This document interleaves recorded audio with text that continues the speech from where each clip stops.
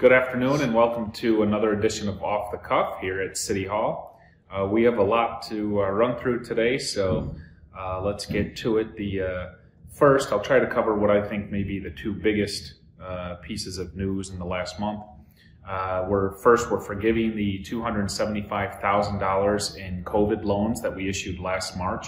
So just to cover from beginning to end, last March, obviously Governor Cuomo started issuing these mandated closures and economic restrictions because of COVID, as COVID started to make its way up into upstate New York. The same day that he ordered restaurants and other small businesses to close, we made $275,000 in no interest loan funding available to small businesses. And the rules included deferred payment where you didn't have to pay anything until September, and then there was actually no interest until September 2021.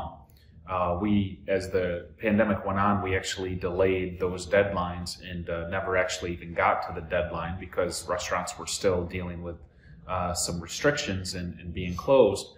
But regardless, fast forward to just a few weeks ago with the American Rescue Plan coming through, the city of Oswego was awarded $1.89 million through that relief package. So, you know, I firmly believe, and we'll start announcing some more initiatives here in the future, but I believe that city government, rather than just hoarding away that $1.89 million or using it to pad the budget, artificially pad the budget for the next few years, I think we should really allocate it to some helpful and key initiatives, but focus on giving it back to the people who, first, it's their tax dollars to begin with, but also giving it back to the people who were impacted by the pandemic the most. And obviously that includes our frontline workers, our small businesses, and a lot of the people who were hurt. And then as time goes on, we can talk about some special projects that we may be able to use the funds with. But for the most part, I think supporting our essential workers, supporting our small businesses, our arts and entertainment sector of small businesses here locally is important. Number one, to rejuvenate the economy, but two, to keep the progress in our community moving forward. So that'll be really the premise of how we spend our American Rescue Plan funding. The $275,000 in loan funds to the small businesses, I believe we issued 33 or so loans back in March 2020.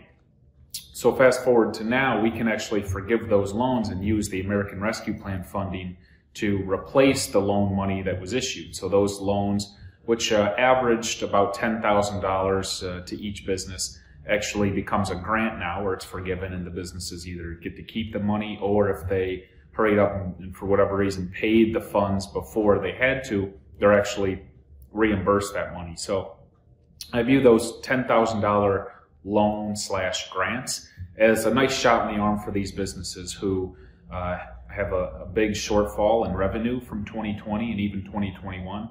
And now they're faced with quite a decision, with still some capacity restrictions and the hours still closing 11 p.m., that the hour of operation restrictions.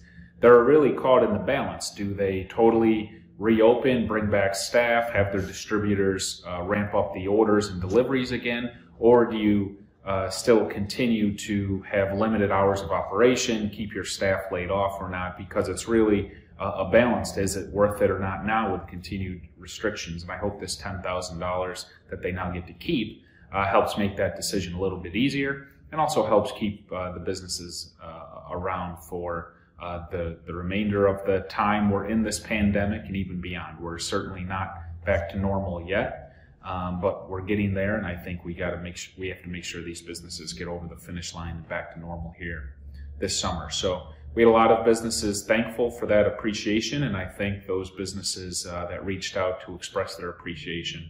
It means a lot, so thank you. The second point of news this month has been obviously the Pontiac nursing home.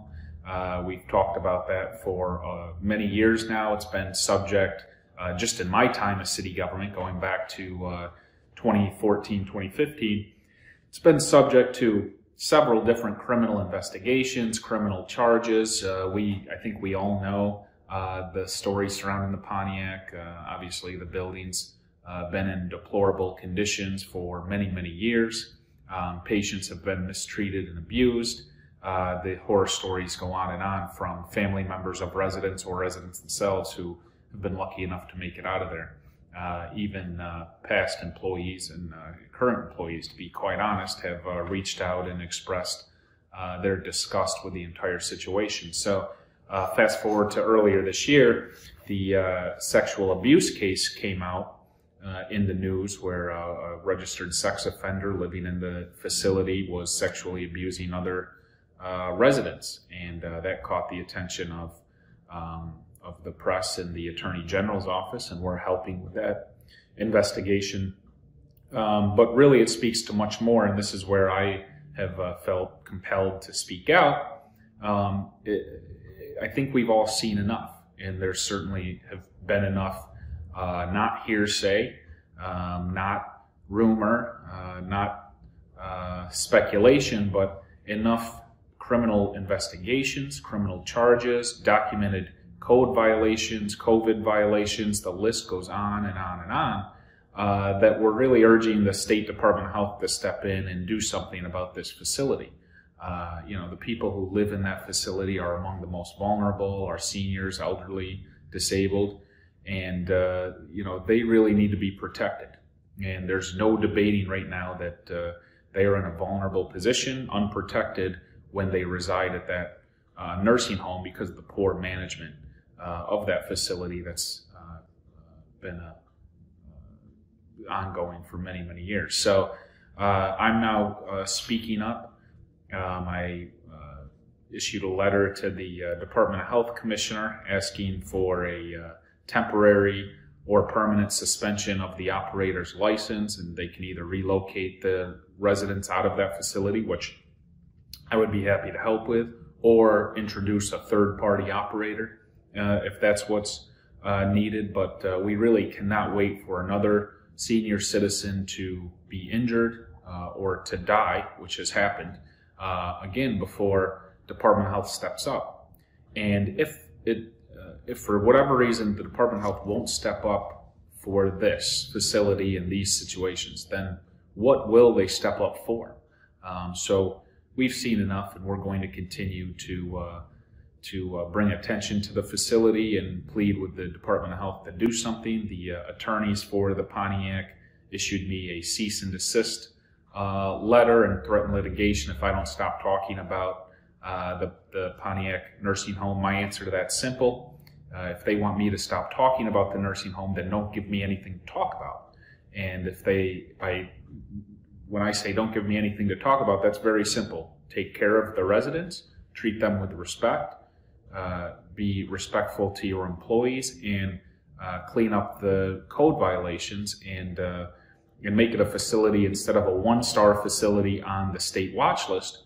Make it a 4- or 5-star facility that doesn't need to be on the state watch list, and fix your own reputation. And at the end of the day, all I'm talking about is what's going on over there. They control the narrative, and I just speak to it. So really the situation is back in their hands. I'm going to keep talking about what's going on there.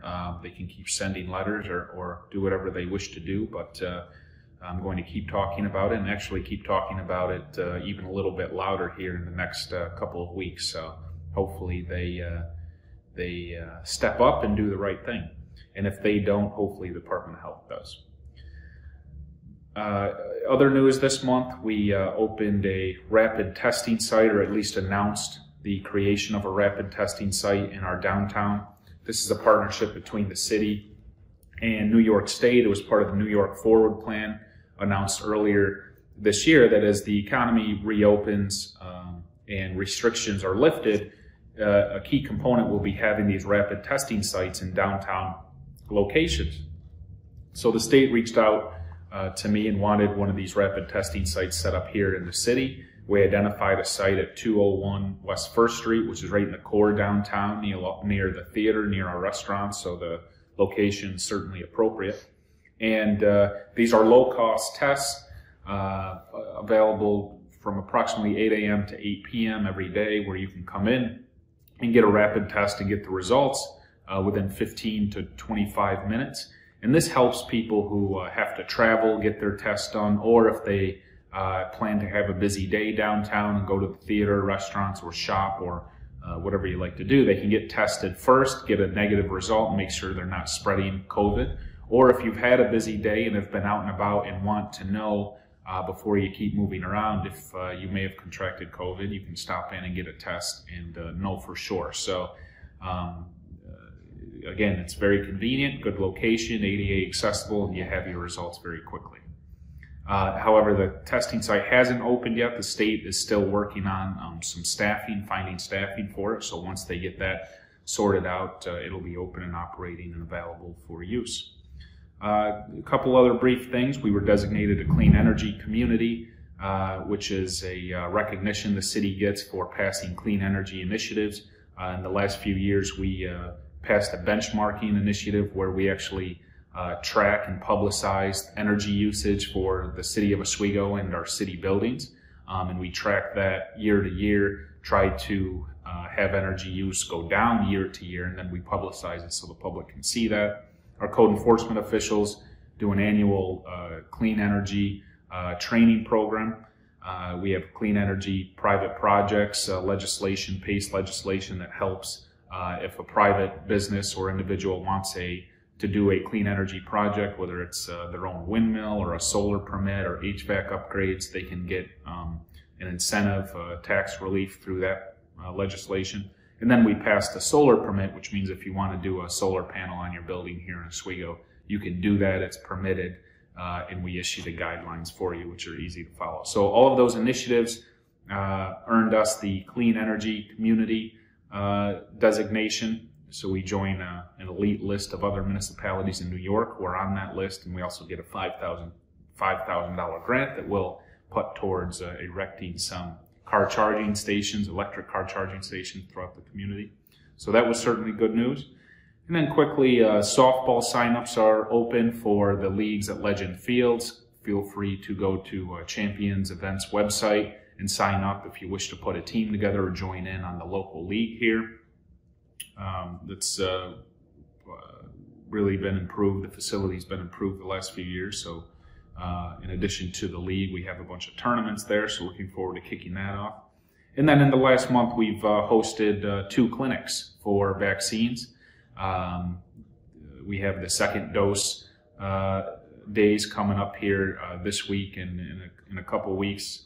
So we don't have any clinics for people to sign up right this second because those clinics are for second dose individuals. But I just want to thank Wayne Drugs. We've formed a great partnership having these clinics right here in Oswego. A lot of Oswego residents have been driving to the fairgrounds, which is great. I appreciate their willingness and the urgency they have to get the vaccine. But if we can make it a little more available and accessible here locally, we prefer to do that and save the commute. So I appreciate Wayne's partnering with us to give the shots here, and we make the McCrovey building available so people can go there. And I thank the city clerk's office here at City Hall who have volunteered to work those vaccine clinics, and all the folks at the Oswego Fire Department who help out as well. So stay tuned and watch closely for more clinics. We hope to do at least one more now that eligibility has expanded greatly with 30 and over being able to get vaccinated. So we hope to have one using that criteria. And we would certainly think there's a demand for that. So we're working on that now. So stay tuned. Other than that, of course, busy month, but we'll have a lot more news in the next month because we're about to kick off some bigger projects and initiatives in the next month. So more on that at our next episode of Off the Cuff. I thank you for tuning in and look forward to talking to you next time.